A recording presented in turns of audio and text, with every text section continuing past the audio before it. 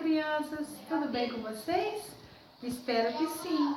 Estamos aqui para mais uma aula de língua portuguesa. Hoje, na nossa aula de português, nós estaremos tratando de um assunto muito importante. Esse assunto, ele serve para todas as disciplinas, né? Então, em todas as matérias, a gente precisa saber produzir um texto. Isso mesmo! E aí, muitas crianças, muitos alunos, eles ficam amedrontados quando se veem ali, né, com essa atividade de produzir um texto. Mas não precisa nada disso. Basta que a gente o quê? Coloque a nossa criatividade em ação. Isso mesmo. Por exemplo, se a professora colocar para você produzir um texto a partir de uma imagem, de uma figura, né? Então, você vai observar aquela imagem, ali você vai então colocar o passo a passo de se produzir um texto. E você sabe qual é? Primeiro lugar, eu vou então colocar um título no meu texto. Faz de conta, criança, que eu estou com uma imagem de uma caneta. Aí eu vou pensar, que título eu posso colocar? Primeiro, eu tenho que ter em mente o que eu quero falar sobre aquela caneta. Qual história que eu quero produzir sobre aquela caneta? Então, eu vou imaginar aqui a caneta solitária. Aí eu vou e escrevo o título. Olha, a caneta solitária. Observem, crianças, que eu comecei com a letra maiúscula, tá vendo aqui? Todas as vezes que eu vou colocar o meu título, eu tenho que iniciar com a letra maiúscula, tá bom? Então aqui é o título. Aí eu vou saltar uma linha, né? E vou então começar a escrever o meu texto.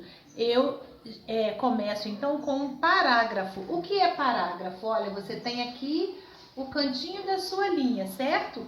Você vai dar um espaço e aqui você começa. Então, olha, era uma vez uma caneta que se sentia sozinha. Olha, tá vendo aqui? Viram esse espaço que tem aqui? Esse espaço é chamado de parágrafo, tá bom? Que se sentia sozinha. E aí, crianças, coloca um ponto aqui, que eu vou continuar a minha história, né? Então, era uma vez uma caneta que se sentia sozinha. Um certo dia, aí eu posso colocar um outro parágrafo, ó. Um certo dia, ela encontrou uma amiga, né? Ó, uma amiga. Eu só coloco o espaço na hora que eu vou iniciar o meu parágrafo. Depois eu continuo escrevendo no cantinho da linha. Pontinho, pontinho, pontinho. Por que eu coloquei essa sinal aqui? É porque a história vai continuar. Eu só estou dando um exemplo para você. Então, criança, o meu texto, né, ele tem que ter o quê? O início, o meio e o fim. Né? Então, ó, era uma vez uma caneta que se sentia sozinha. É o início da história. Um certo dia ela encontrou uma amiga, parará, parará, parará. Aí já vai ser o quê? O meio da história. Ali eu posso colocar muitas coisas que me vêm na cabeça, não é isso? E depois eu nunca posso esquecer de finalizar a minha história. Outra coisa que eu tenho que observar é que a história é para alguém ler. Então, essa outra pessoa precisa entender a história. Você já ouviu alguma história que não tem fim? Claro que não, né? A gente sempre fica sabendo o final da história. Então, para eu colocar o final, eu poderia colocar: então a caneta agora já não é mais sozinha. Ou então tem alunos que gostam de colocar, e aí ela foi feliz, né, para sempre. Ou então aí ela se tornou feliz.